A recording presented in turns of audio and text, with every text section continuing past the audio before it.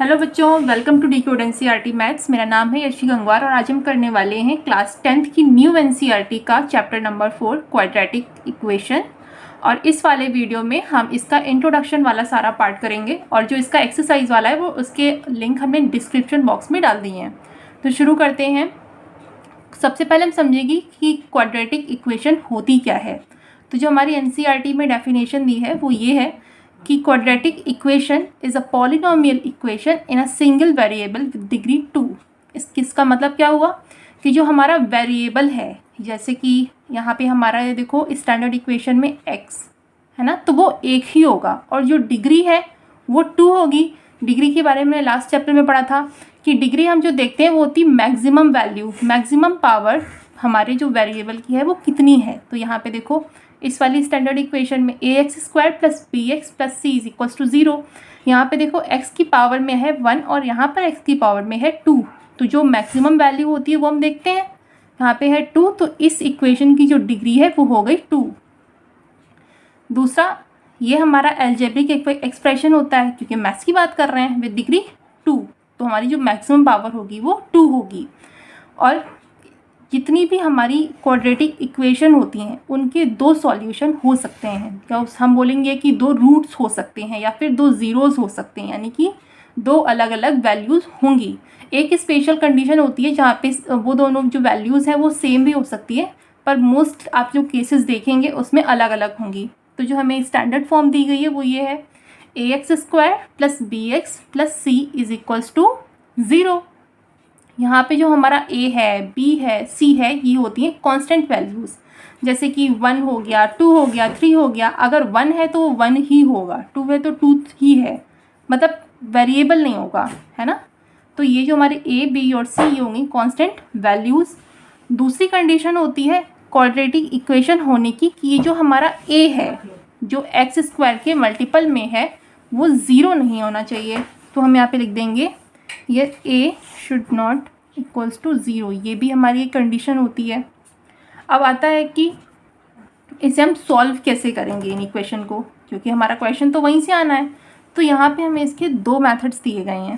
पहला है factor method, factorisation method, और दूसरा होता है क्वाड्रेटिक फॉर्मूले की हेल्प से हम कैसे सॉल्व करेंगे। तो आते हैं हम इसके पहले फैक्टर वाले मेथड पे। देखो फैक्टर मेथड में इसमें हमारा एनसीईआरटी का ही हमने एक एग्जाम्पल उठाया है। सबसे पहले तो हमने स्टैंडर्ड वाली इक्वेशन लिख रखी है, क्या होती है ax² plus bx plus c equals to 0। सबसे पहले तो जो हमें इक्वेशन दी जाएगी, जैसे कि हमारी ये इक्वेशन हमने यहाँ पे ली है, इसको हम चेक करेंगे कि स्टैंडर्ड फॉर्म में है भी या नहीं।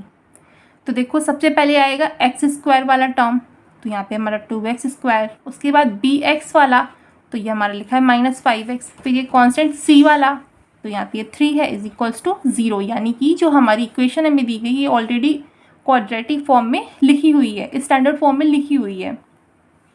इसके बाद हम क्या करेंगे, इसके बाद हमें सिंपल सा काम करना है कि जो a की वैल्यू है यानी कि यहाँ पे है 2 और जो c की वैल्यू है इनको हम करेंगे मल्टीप्लाई। और उसके लिए हमें देखना है कि हमें रफ पेज एक लेना है। रफ पेज हमने लिख लिया, a और c, ठीक है, 2 और 3 इनको हम करेंगे पहले मल्टीप्लाई। तो हम यहाँ पे कर रहे हैं 2 इंटू 3 इक्वल्स टू कितना होता है 6। और ये जो हमारा 6 आया इसके हम निकालते हैं फैक्टर्स। तो 6 के फैक्टर्स क्या होंगे, 2 3 ज़ा 6, 3 1 ज़ा 3। यहाँ पे हमें एक चीज़ ध्यान रखने वाली बात है कि ये जो हमारा 1 आया ये भी इसी का फैक्टर है, ये हम अपन मिस कर जाते हैं। तो ये जो हमारे फैक्टर्स आए वो कितने कितने हैं, 2 3 और 1। अब हमें इन वैल्यूज़ को ऐसे एडजस्ट करना है कि जो हमारा आउटकम है वो 5 आए, या तो हम इन्हें सब्सट्रैक्ट करें या फिर ऐड करें। तो अगर हम देखें 2 और 3 इनको अगर हम ऐड करते हैं तो कितना आता है, 5 आता है। 2 + 3 5, लेकिन यहाँ पे तो -5 है। तो इसके लिए हम क्या करेंगे, इसके लिए अगर हम सोचो -2 लिखें और -3 करें, अगर हम इनको ऐड करेंगे तो हमारी वैल्यू -5 आ जाएगी। और अगर हम इन्हें मल्टीप्लाई करके देखें -2 इंटू -3, तो ये भी हमें पता है कि जब मल्टीप्लाई करते हैं तो माइनस का जो साइन होता है वो कैंसिल होके प्लस हो जाता है। तो 2 3 ज़ा 6, यानी कि हमारी ये वाली जो कंडीशन थी ये इसको भी सेटिस्फाई करेगी ये वाली वैल्यू। और ऐड करने पे -5 भी आ जाएगा। तो इसे हम कैसे लिखेंगे, 2x², इसको तो एज इट इज़ लिख दो 2x², -5x को हम लिखेंगे -2x, और ये -3 तो -3x + 3, ये ऐसे ही लिखो, इज इक्वल्स टू 0। अब हम इसमें से कॉमन देखेंगे कि इसमें कॉमन क्या आ रहा है। कॉमन निकालो, एक तो 2 कॉमन आ रहा है और दूसरा x आ रहा है, तो 2x हमने लिया कॉमन। अब क्या आ रहा है देखो ब्रैकेट में, 2x कॉमन, यहाँ बचा x और इधर बचा 1। यहाँ पे कितना कॉमन आ सकता है मैक्सिमम, -3। यहाँ पे क्या बचा x और इधर माइनस हमने बाहर लिया है, यहाँ पे प्लस था तो माइनस इंटू माइनस प्लस हो जाता है, तो यहाँ पे भी हमारा माइनस का साइन आ जाएगा। ये हो गया 1 इज इक्वल्स टू 0। और देखो ये जो हमारा यहाँ पे कॉमन है, यही यहाँ पे कॉमन था, तो इसको हम लिखेंगे x - 1 इज इक्वल्स टू 0। और ये जो हमारा बचा था इतना पार्ट, इसको अलग से लिखो, 2x - 3 इज इक्वल्स टू 0। अब ये वाली वैल्यू को सॉल्व करो, x - 1 इज इक्वल्स टू 0, इसको राइट साइड में ले जाएंगे तो ये प्लस हो जाएगा और ये हमारी वैल्यू आ गई, x इज इक्वल्स टू 1। ऐसे ही यहाँ पे जब हम देखेंगे 2x इज इक्वल्स टू कितना जाएगा, -3 को इधर ले जाएंगे तो +3, तो x इज इक्वल्स टू 3/2। ये आ गई हमारी x की दोनों वैल्यूज़। अब इसी वाले एग्जाम्पल को हम क्वाड्रेटिक फॉर्मूले की मदद से भी सॉल्व करेंगे। हमने यहाँ पे वही वाला एग्जाम्पल फिर से ले लिया है।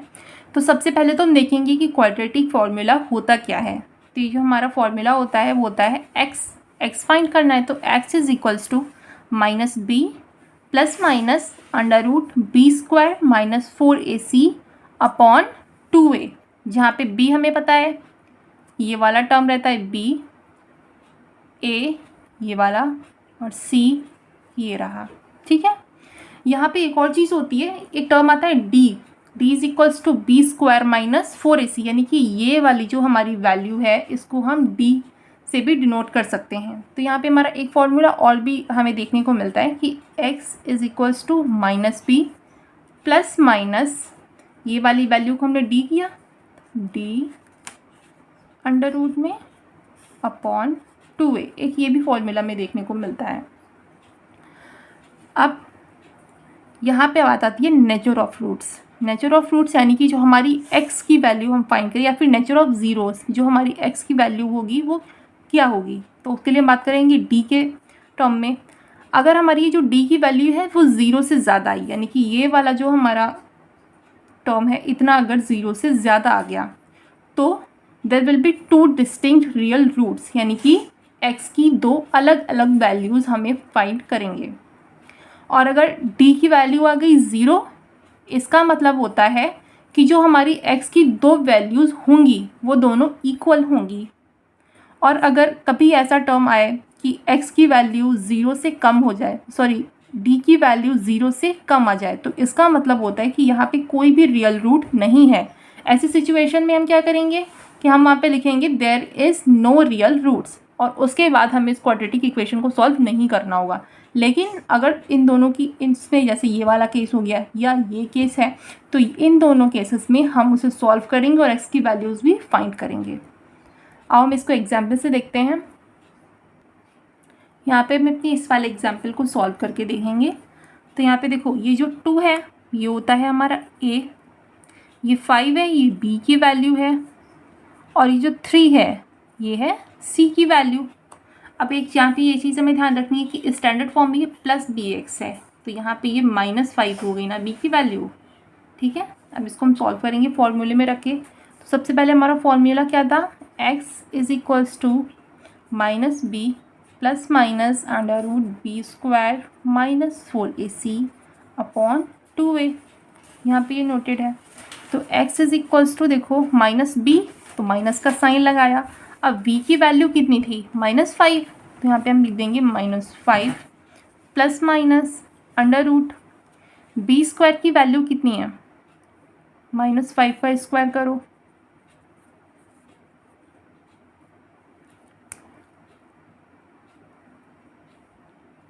4 इंटू ए की वैल्यू 2 इंटू सी की वैल्यू 3 अपॉन 2a, ए की वैल्यू 2। तो x की वैल्यू हमें मिलेगी 5 प्लस माइनस √5 का स्क्वायर 25 माइनस 4 2 ज़ा 8 और 8 3 ज़ा 24 अपॉन 4। तो ये आ जाएगा हमारा 5 प्लस माइनस √1 अपॉन 4। अब हमें ये पता है कि √1 की वैल्यू होती है 1, तो x is equals to 5 plus minus 1 upon 4। तो यहाँ पे एक बार हम लिखेंगे x is equals to 5 plus 1 upon 4 और एक बार लिखेंगे x is equals to 5 minus 1 upon 4। तो ये हमारी आ जाएगी वैल्यू x की 5 प्लस 1 6/4 यानी कि 3/2, ये एक वैल्यू, और एक 5 माइनस 1/4 यानी कि 1/4। ये हमारी दोनों वैल्यूज़ आ गई हैं इस इक्वेशन में x की। तो यहाँ पे हमारा इंट्रोडक्शन वाला पार्ट कंप्लीट होता है। मिलते हैं अब हम नेक्स्ट वीडियो में, जहाँ पे हम एक्सरसाइज वाला हमने पार्ट किया।